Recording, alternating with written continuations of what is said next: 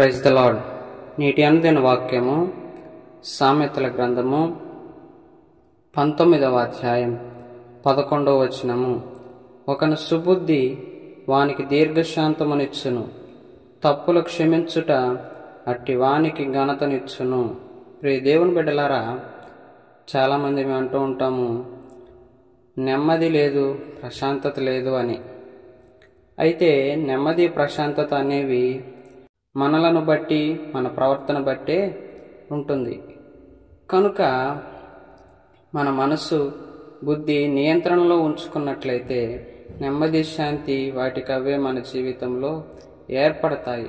ఇతరులు మన పట్ల ఏదైనా తప్పు చేసినా, ఎవరైనా మనకు హాని చేసినా వారిని క్షమించగలిగితే అది మనకు ఘనతగా దయచేయబడుతుంది.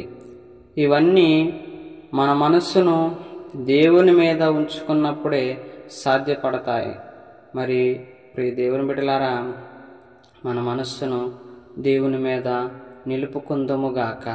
ఆమేన్.